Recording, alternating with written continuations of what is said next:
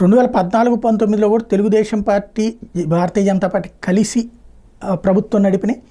జనసేన బయట నుండి సపోర్ట్ చేస్తుంది. ముగ్గురు ఒకటిగానే ఉన్నారు. అయితే ఆ సందర్భంలో మోడీ సర్కార్ ఎన్నో ఇచ్చినా ఏమీ ఇచ్చినట్టు చెప్పకపోవడం ఒక ఎత్తు, ప్రచారం కాకుండా చూసుకోవడం మరొక ఎత్తు. చివరిలో అయితే అసలు ఏమీ ఇవ్వలేదు, పైసా కూడా ఇవ్వలేదు అన్నటువంటి కాన్సెప్టు ప్రచారంలోకి వచ్చినటువంటి అంశం. చివరికి అది భారతీయ జనతా పార్టీని అంతకుముందు 3%, 5% ఓట్లు ఉండే దగ్గర నుంచి 0.8% పడేసినటువంటి పరిస్థితి.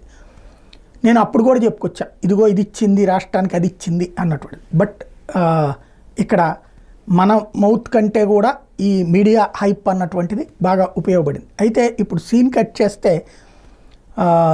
ఇప్పుడు మాత్రం ఈ ట్రిప్ని, అలాగే జగన్మోహన్ రెడ్డి ఉన్నప్పుడు బోలెడని ఇచ్చింది అన్నటువంటి విషయాలు ఎప్పటికప్పుడు లెక్కలతో సహా చెప్పుకొచ్చాను.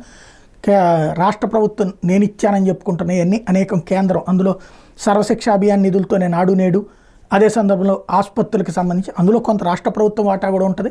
అలాగే ఉపాధి హామీ నిధులు కావచ్చు, వేరే వేరే నిధులన్నిటి కలిపి ఇచ్చుకొచ్చారని. ఇప్పుడు తాజాగా అమరావతికి సంబంధించి ఈ ట్రిప్, అంటే ఈ మళ్ళీ రెండోసారి ఎన్డీఏ గవర్నమెంట్ వచ్చినటువంటి సందర్భంలో ఇది మూడోసారి అనుకోవాలి ఇలా ఇద్దరిది కూడా. విపరీతమైనటువంటి ఫండింగ్ అయితే నడుస్తూనే ఉంది. ఆంధ్రప్రదేశ్ పట్ల తమ అభివృద్ధి ఆకాంక్షని బీజేపీ కేంద్ర ప్రభుత్వం ఎక్కడా కూడా ఆగట్లేదు. తాజాగా చూస్తే 6,000 కోట్ల రూపాయలు ఖర్చు రాష్ట్ర ప్రభుత్వానికి లేకుండా జాతీయ రహదారుల మంత్రిత్వ శాఖ ఓకే చేసింది.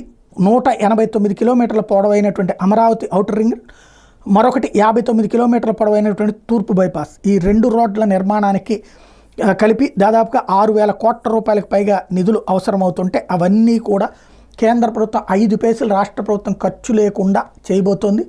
Inner ring road, outer ring road ఇవన్నీ కూడా రాష్ట్ర ప్రభుత్వంతో సంబంధం లేకుండా కేంద్ర ప్రభుత్వం ప్రతి 10 పైసలు కూడా ఖర్చు పెట్టి చేస్తుంది. గతంలో కూడా మన కనకదుర్గ ఫ్లైఓవర్ కావచ్చు, బెంచ్ సర్కిల్ ఫ్లైఓవర్ కావచ్చు, అలాగే మచిలీపట్నం ఫ్లైఓవర్ కావచ్చు, ఇవన్నీ కేంద్ర ప్రభుత్వం, ఇదే మచిలీపట్నం హైవే కావచ్చు, ఇవన్నీ కేంద్ర ప్రభుత్వం ఇచ్చింది.